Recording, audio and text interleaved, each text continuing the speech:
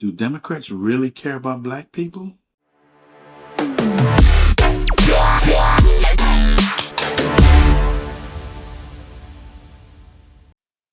Please don't forget to like, subscribe, and share this video. Remember, the more people I get, the better position I'll be in doing more things like live shows, chats, things like that. Especially having subscribers who want to little extra. So please share this with your friends. If you like this, if you like my channel, please let everybody know about it. Okay. I wanted to talk about the Democratic Party. I wrote some notes down because, I wanted to make sure I get all my facts down here. So I want to talk about the Democratic Party. And, so the Democratic Party traces its roots back into the 19th century, emerging from the Democratic Republican Party of Thomas Jefferson. And by the mid 1800s, Democrats were dominant, especially in the South, and they often aligned themselves with pro-slavery interests. So many Southern Democrats opposed the Reconstruction after the Civil War and supported policies that disenfranchised Black Americans. That's the truth, because at that time, white, black, there was no Hispanics, there weren't things like that. Well, you had the Native Americans, of course, but Native Americans also had slaves. But under the Democratic Party, they started the KKK and Jim Crow. So historically, the Democrats aligned themselves with the KKK, and during Reconstruction were instrumental in establishing Jim Crow laws. And this will play a very important role in the progress of Black Americans, because by them separating themselves from, they want no part of us. So by them separating themselves from Black Americans were able to achieve things no one believed they could. College institutions, hotels, banks, things like that. Black Americans during Jim Crow, though they weren't financially successful as white Americans, but they were successful and financially in their way, because they were able to use money that they accumulated within their community to build their establishments, their schools, things like that. And that's how they became successful. And Democrats try to stop them in every way possible. I also want to talk about after the Jim Crow era, we're talking about like Franklin D. Roosevelt, John F. Kennedy, Lyndon B. Johnson. They mostly embraced the civil rights movement. But you have to remember something. Franklin D. Roosevelt and John F. Kennedy especially, they weren't like supporters of blacks. Like, they weren't going to, I'm not even sure if they were going to end Jim Crow, if you ask me. What I do know is that they wanted those votes. And so John F. Kennedy and Lyndon B. Johnson needed to get the black votes, because blacks were voting Republicans at one time. Because remember, Republicans were the abolitionist groups.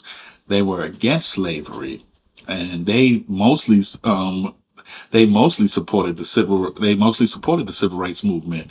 Democrats, in all, did not support the civil rights movement, even though people like Franklin D. Roosevelt, John F. Kennedy, and Lyndon B. Johnson pushed them to. And the reason why they pushed them to is because they knew that they couldn't win the White House with just the white votes.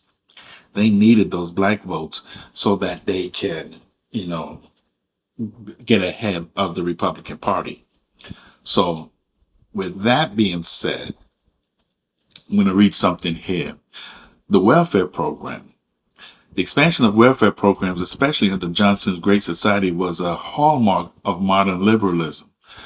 Critics argue these programs created dependency and undermined family structures, particularly in minority communities. Supporters counter that they reduced poverty and expanded access to education and healthcare. The debate over their long-term impact remains deeply polarized. So I want to ask you something. What do you think? When the Great Society began under Lyndon B. Johnson, I call it was a test model. It was a test model for socialism. And they used blacks as guinea pigs, experiments. So they tested socialism on blacks, and this was supposed to reduce poverty, expand access to education and healthcare. Because remember, Lyndon B. Johnson said that blacks needed to be acclimated back into society. So with that being said, do you really think that blacks became more successful or became total failures?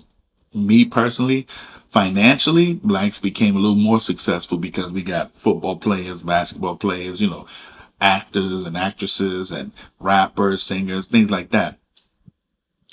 That's financially, but they're not in the top brackets. They're.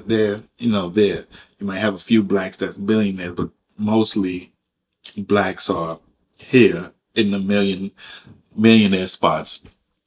But in all, when you look at all blacks, both male, female, all blacks, no, we're still in that poverty rate. We're still, a lot of blacks still fall below the poverty rate. And as every year the poverty rate line continues to go up, blacks still find themselves below it. So the welfare program, though they claim it would reduce poverty, it did expand education, but as you can see, the education is so bad because blacks are still stagnant. We can't read or do math above grade level. So not only is that bad, healthcare, blacks are still at the bottom of receiving healthcare. So this welfare program that liberals were so amped up on and still saying that, it needs to be in place. It was a total failure. Total failure. And blacks have became more dependent. So the critics who said that the programs would create dependency and undermine family structures, it did. Single family homes, dependency on housing and money, food stamps, or I don't know what they call them now, but the dependency to live. Now people are dependent on the government to live, to have a decent life. You're getting a set amount. There's no creativity, there's no ambition, because you're so dependent on the government that you lose all sense of accomplishments. So no, this is a bad thing. And also, you got to think about it now. In today's time, the immigration and open borders. Okay, let me read this. The Democratic Party today generally supports more inclusive immigration policies, including pathways to citizenship and protections for undocumented immigrants.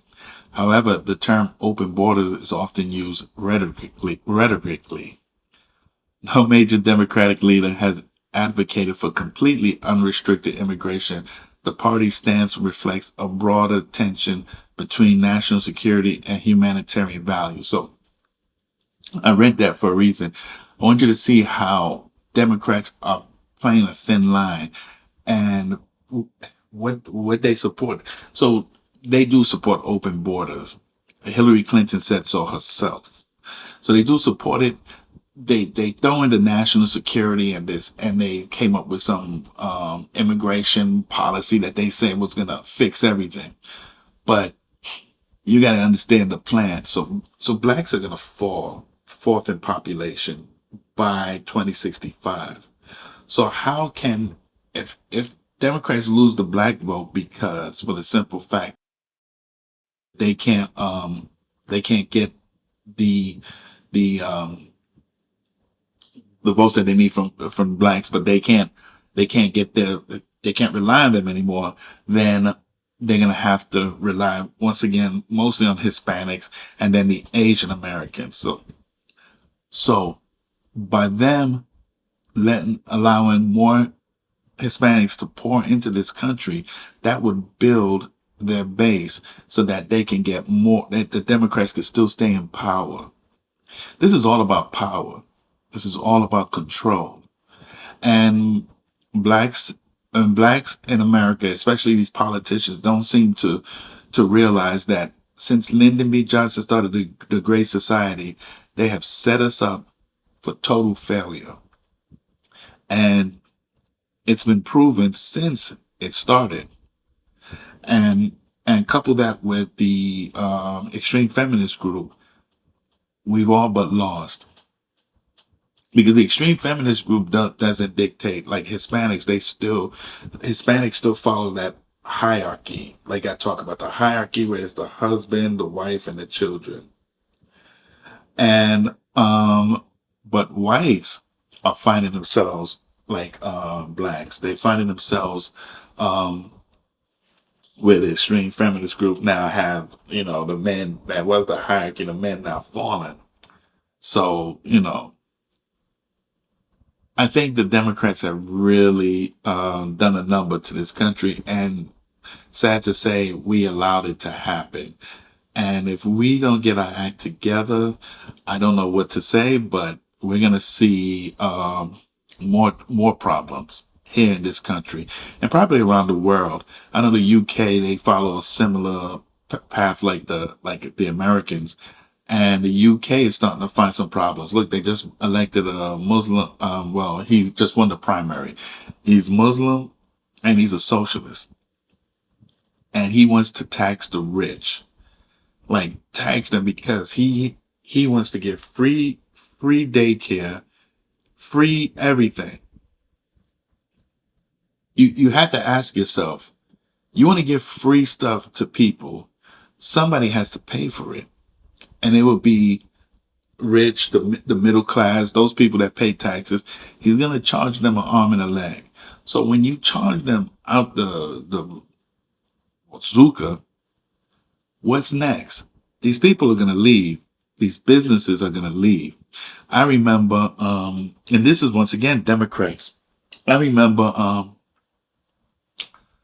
back during Koch, when Koch was the mayor, and I was a little kid.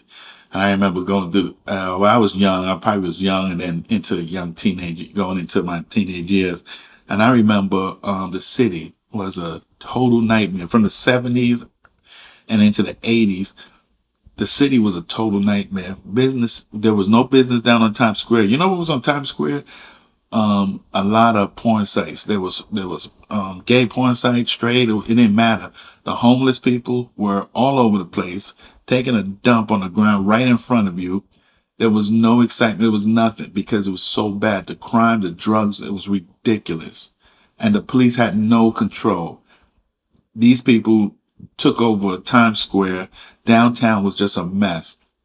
And then I remember Rudy Giuliani running. Dinkins became mayor. Dinkins was just horrible. He was horrible. They ran over him like a goddamn like a squirrel in the road, get run over by a car. And I remember when Dinkins left, Rudy Giuliani became the mayor. And he came up with this strong stance, with the police, and he went through and they cleaned up the city. He used the police force to clean up the city, and then the police, after clearing it out, then started moving homeless people. The police started moving the homeless people and everything elsewhere. So that Times Square was clean, business started coming back to Times Square. Before you know it, Times Square was amazing. Like, you can go out. Crime fell because Rudy Giuliani made that city into what it was supposed to be, where all business come, tourists could come. They can be in New York City. The hotels was thriving. It was beautiful. Once a Democrat took over again, right down into the shit it went. And now New York City's once again a shithole for all the vagabonds and everything to come through. And every time they keep electing a Democrat into City Hall, the city goes under. Now, the city looks like they want to elect Muslim. Look at London. Look at London. That mayor who took over. Look at London. And there's a part where I don't even know if it's London. I thought it was Iran. The way that the city looked, the whole street, I can't find out one British person there, or naturally born British person, because the whole streets was filled with Muslims. They're losing their identity. And I'm afraid that's what's going to happen in New York City. Why this mayor, I can't remember his name, but he's the one who in the primary, why he's so for not arresting illegals and want them to just pour into this country. But you guys let me know what you think, because it really bothers me how Democrats continue these games. And I wanted to talk about the history of the Democratic Party, because, I wanted y'all to know that the Democrats didn't start off on good faith. They started off because, I say they started off evil. They started off because they were pro-slavery. They were pro separate but equal, even though we weren't treated equal, separate but equal. They were for the welfare program, which made more people dependent. Open borders. It's just, the list goes on. Look at the crime bill and things like that. It's a crying shame, but sometimes you have to sit there and talk about these things because nobody wants to believe it. We're so brainwashed. We really feel like one party is the best. They got your best interests at heart. And it's not the case. The one who tells you to go out there, go out there, get an education, have ambitions, become successful. You can do it. That's the one I want to listen to. Not the one that says, go out there. We're going to help you by forcing businesses to hire you and have a quota. Like for instance, Harvard. Me personally, I can handle Harvard. That's why I went to University of Arizona, because I couldn't handle Harvard. Harvard their curriculum is ridiculous. I would probably fail, but affirmative action would have helped me get in there, and then I would have just made a fool out of myself. But whoever supports that is crazy. I'd rather the one that tells it to me like it is. Honesty is the best policy. This message is for the black community that are Democrats. Here is a news flash for you.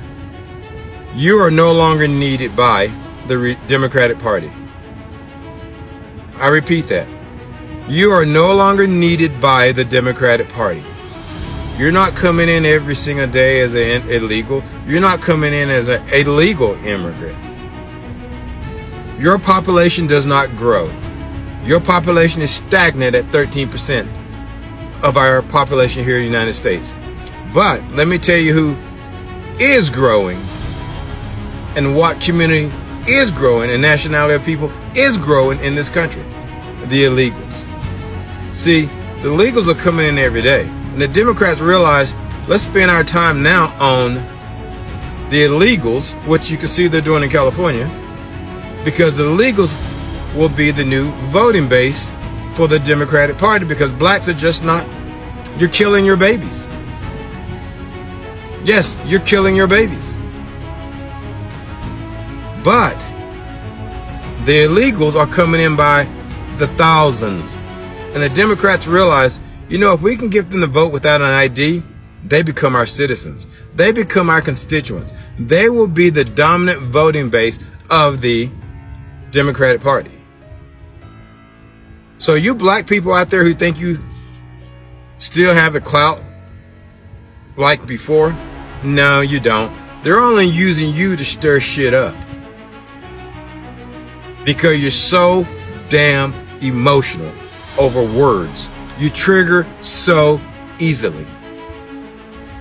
That's the only reason they're using you. George Floyd, Micah Brown and Ferguson, Trayvon Martin, they use you people to stir up the rest of the country, the other sympathizers. So black people, I want you to think about this. The Democrats have no use for you but to stir shit up. Your numbers are pure shit to them. It's 35 million people.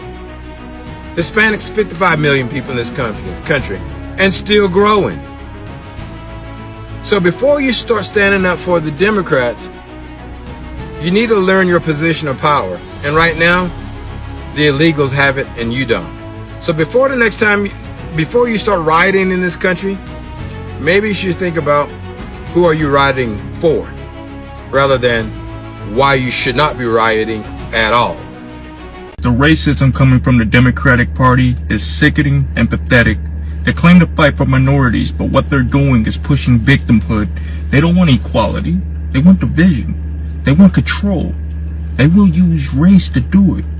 They will tell you that you're oppressed, that you'll never make it without them, that the system is rigged unless they're in charge. But here's the truth. That's not empowerment. That's manipulation. They don't believe in the American dream. They believe in keeping people dependent, angry, and divided.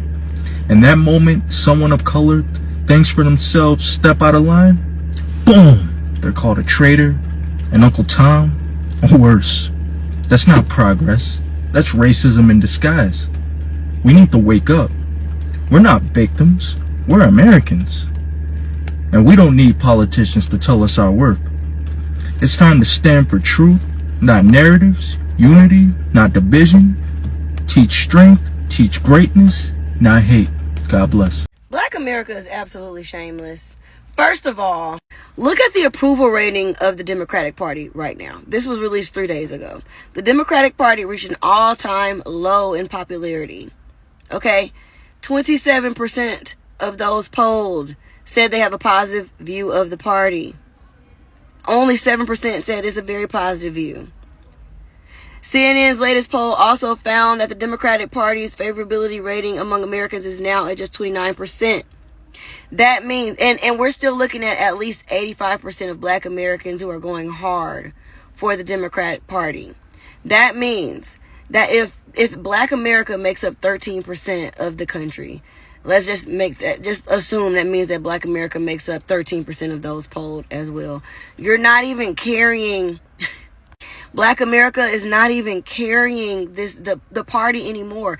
That's why they are so set on bringing in these newcomers and giving these newcomers the right to vote, because statistically black America cannot carry the Democratic Party. They have lost everyone else other than black America, and then everybody who is on the fringe of society.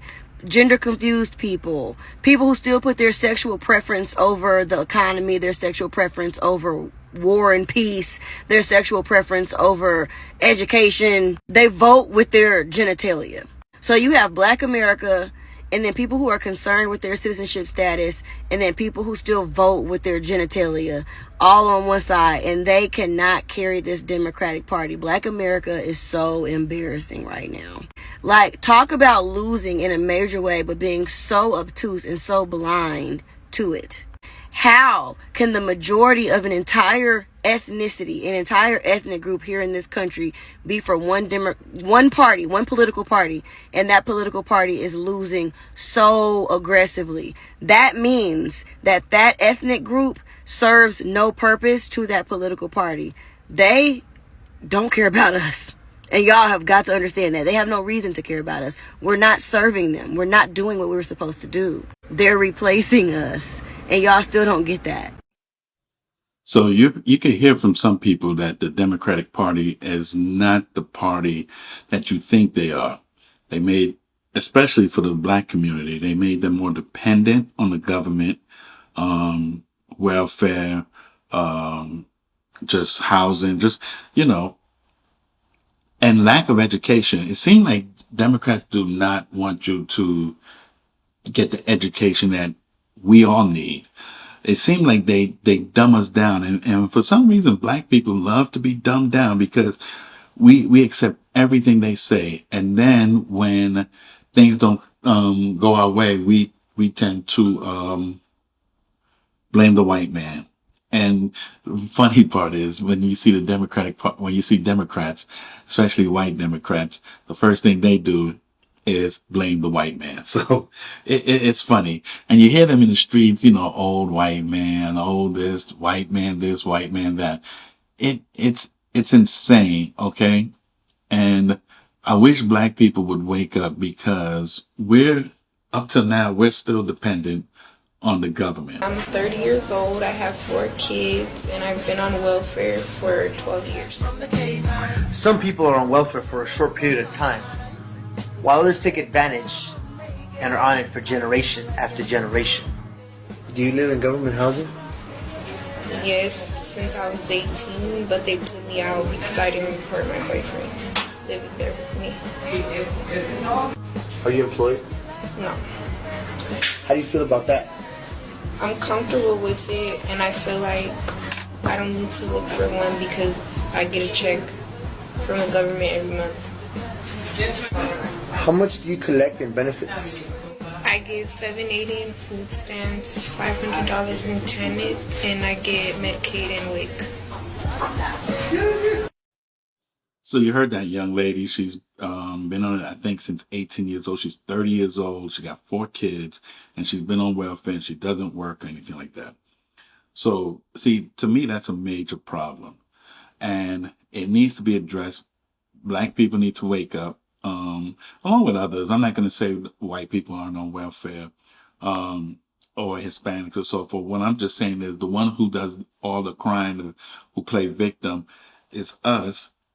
And yet we're the ones that we call the police more than anybody else. Okay. But yet we play victim. So when you're in these democratic controlled cities, we tend to, I guess, turn a blind eye on reality, and we just have a handout and we just take what they give us. And because of that, crime has gone through the roof. I want you to hear something. It was a debate with Roland Martin. Roland Martin was having a debate with Patrick Bet-David, and they're going to talk about crime in these blue cities. Take a listen to what they're talking about. Listen to Roland Martin. Roland Martin is so pathetic.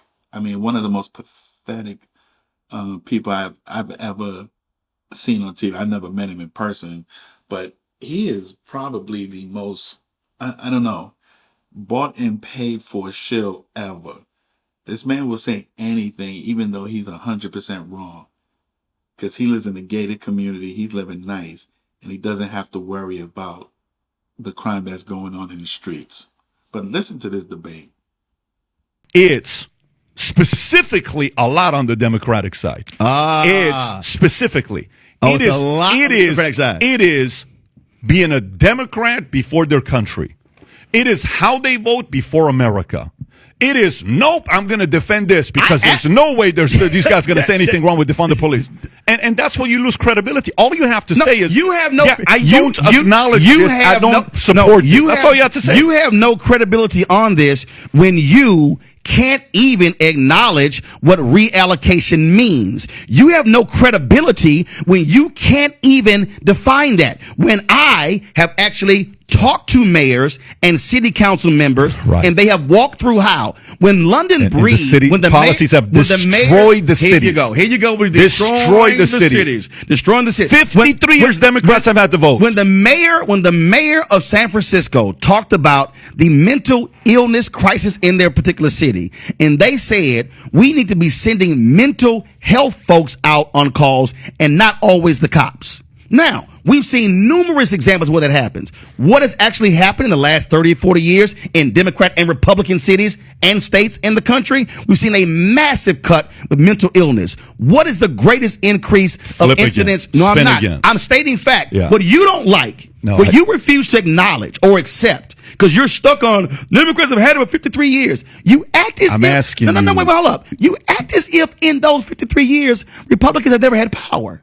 You act as if Republicans have never had the House or the Senate or the White House. Here's what I said So here's to the you. question. I said to you. Show me how the Republicans There's no way to changed. talk with you, bro. I got to tell you. So show me how Republicans changed. So here's what I tell Give me you. examples. Are you going to let anybody speak? I'm waiting for your example. If you have 92% of an entire community's vote, Like the evangelicals? for 60 years, Like the evangelicals? evangelicals are also part of that black vote. If you have 92%, you actually don't understand evangelicals, black evangelicals. if you have 92% of the black vote for 59 years, 59 years later, 27 out of 30 cities for crime are ran by Democrats, your policies don't work. And let me ask you a And question. people have to revisit. I'm going to ask you again. Let me finish and I'll let you Go talk. ahead. You either have to consider new policies or the voters have to consider a new party. And let me ask you. If there's any advice you can take from me, take this one advice. If somebody tells you they're an opportunist, get the hell away from them. They will throw you under the bus. They'll do whatever it takes to be on top. Roland Martin, he's an opportunist. I mean, you know, he supposedly was looking at men's booty, but I digress. He is an opportunist, and he will stab you in the back. He will throw you under the bus because he needs to be up here. And you can just look at him and tell he's an opportunist. He doesn't care about blacks or whatever they're going through. He cares about himself, what he can get. So please, watch out for that guy. I would recommend to anybody, do not listen to this guy, because all he does is continue the division. He's not a uniter. He's not addressing real issues that black people need to really work on. All he does is address himself and why nobody's helping him make more money. He's a disgrace. But once again, I'm going to move on from him and talk about places like Washington, D.C., the crime. The crime is so bad in Washington, D.C. And mind you, it's ran by a black mayor, I believe black mayor, black police chief. It's ran by blacks, yet blacks in Washington, D.C., the crime in Washington, D.C. is horrible. And the blacks are not living well, you know, like close to that poverty level. You have to ask yourself what's going on in these Democratic ran cities.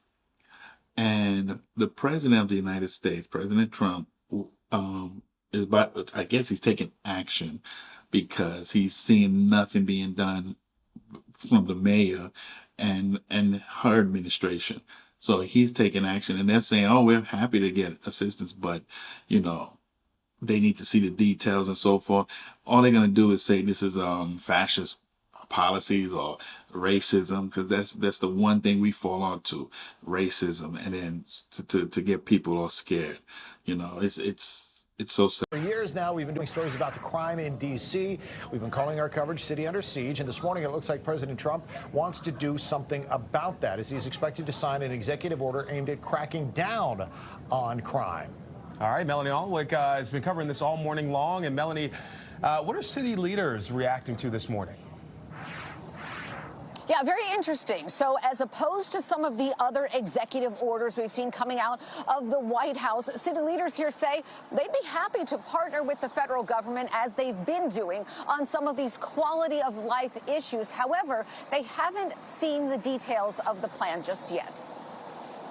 I have asked to see anything that they would move related to the district, and they have committed to working with us. I know that the president is very focused on beautification issues. Now, the Washington Post is reporting that the executive order will address homeless encampments, prosecution of gun crimes, and nuisance crimes like public urination and graffiti. Mayor Bowser noting that she has long asked federal prosecutors to focus on adult gun crimes, and that the city has been encouraging unhoused people to make use of the city's many shelters. The National Park Service and the city have closed several dozen encampments every single year, like this one at McPherson Square that was cleared out in 2023.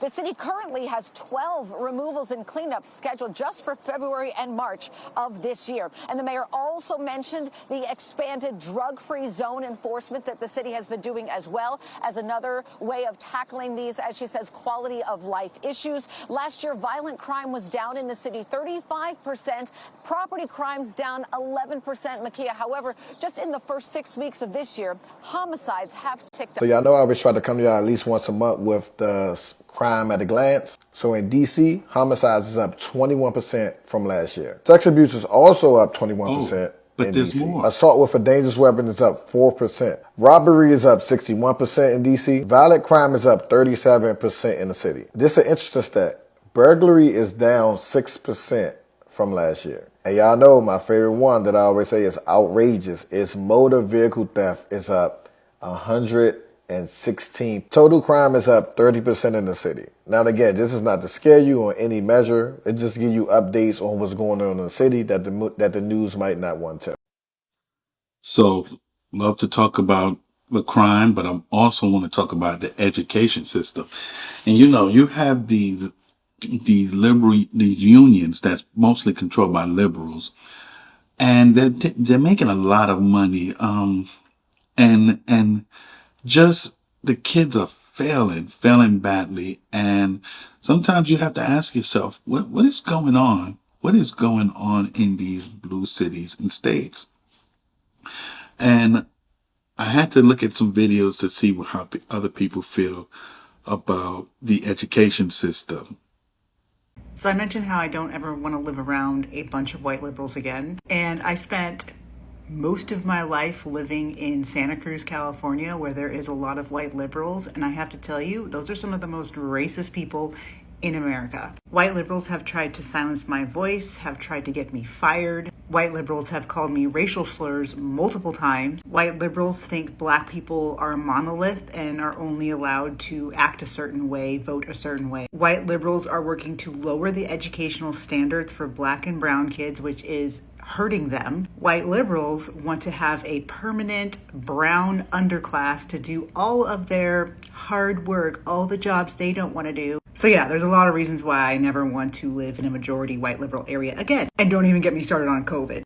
I wanted to write an article talking about charter schools in New York City, especially because there were recently released assessments showing how New York City charter schools were outperforming their neighboring schools within the same districts. But even breaking down how minority children, especially if you break down by demographic between Black children and Hispanic children in charter schools versus public schools, those children are outperforming the public school children. And I wanted to talk about the importance of school choice, but also how I feel like we are failing our children in this country depending on where they live. The children of the working class, the poor, and minority children who happen to live in these areas are highly affected by school choice. They're the ones who benefit the most from it. And I feel like the Democratic Party is a party of elitism. They're the party who wants to stand in the way of children finding some sort of prosperity in life through education, but instead say everything is fine because the public school in their neighborhood is fine. They act like elitists who live in the cul-de-sac and can't see beyond anything in their neighborhood to understand that some kids grow up in a very hellish area where their schools reflect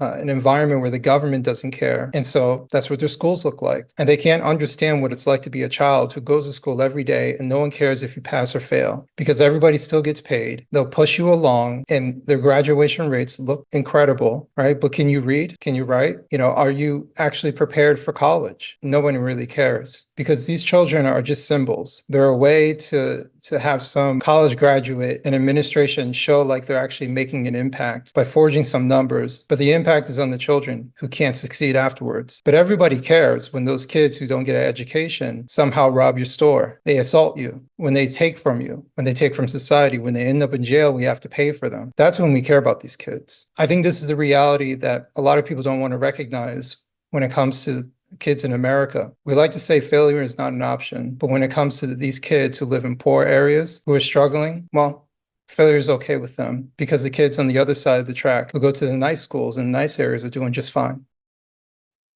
I always talk about education. I say the most important thing, if you want to get out of poverty, if you want to achieve something, get an education. because an education will take you a long way. Right now, blacks, they're failing. We lead in illiteracy, high school dropout, graduation rate in colleges is very low.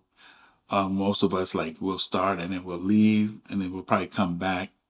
Something that I did. So it's true because I started, then I left, and then I went back and finished it, which I'm glad I did. But I didn't just stay and just complete my my schooling. So it's true. And then when you couple it with prison population, homicide, things like that, the crime rate, these kids, they're not getting the education to make good choices. They're not getting the education to make better decisions and to lead a productive life. What they're doing is they're allowing the system to dictate what they need to do. The single moms who most of them are just as bad. Like some are not great parents at all. And the kids grow up and they tend to become part of the streets. And they will then go ahead and commit crimes and everything, and what they'll blame it on white people. Like I said, I remember a kid walked up to me. He wanted a job, and I told him that he had to have a resume. And he said to me, the white man prevented him from learning how to read. I was just in shock with that because he was young. He looked like he was 21, 22. And the white man prevented you from learning how to read. This ain't slavery. And even slaves was fighting to learn how to read. So that should tell you something. Like today, you can learn how to read, and yet a lot can't read at grade level. A lot are illiterate, and it's a problem. And so the education system, we really need to reevaluate this system. I support President Trump when he's dismantling the education department. It's useless. It is useless. And black kids are failing over and over. And once again, I'm not trying to separate blacks and whites and so forth. This isn't what it's about. It's about, I support everybody getting a good education. The reason why I focus on blacks is because we tend to play the victim. Anything that we fail in, we play the victim. We don't take accountability. Some things, if you feel that you've been wrong, then let the legal system take its course, instead of taking action in a violent way. But when it comes to education, we play the victim, and yet the numbers don't back us up. And when you talk about that, then they'll say stuff like, oh, that's just damn fudge. No, it is us failing. So we really need to take accountability, and parents need to get their kids because we are failing in education while everybody else is succeeding. We are failing. The country in whole is not doing so great. We've fallen drastically from other countries. But it's a crying shame when black Americans born here in this country can't read or write at grade level, and then you have people from outside come into this country and they're killing it, but with no, they don't need the help. They know how to do it. They don't need a handout. And I get lost at words sometimes because I don't know what to say. To see Asians come over and they are killing it in the education field. Then you see blacks who's born here, and you're struggling to learn how to read and write, to do math. You got to be kidding me. So we got to do something. Something has to give. Anyway, this was probably one of my longest ever. I hope to do another video today, hopefully. As you can see, I put on the white t-shirt because I have nothing else to do. And hopefully, like I said, you should get a video tonight. Please remember to like, share, and subscribe to this channel. Watch the video. Share this video. Share it with others. Ask their opinion. Whatever I say, ask their opinion. If you think I'm wrong, please say something. Hey, I think you're wrong, Mark. You don't know what the hell you're talking about. And let's have that debate. You can leave a comment below. and I will definitely get back to you. You know, for some, and there's some I would love to collaborate with. Some that I see talk to me. We can collaborate and do something, because a lot of you guys are very knowledgeable, and maybe we can always have discussions about certain things, you know, about crime, whatever it could be. We can have those discussions. But you know, please let me know. Thank you for listening and watching, and I hope to have that video out again later on tonight. On that note, you guys have a great day. Peace.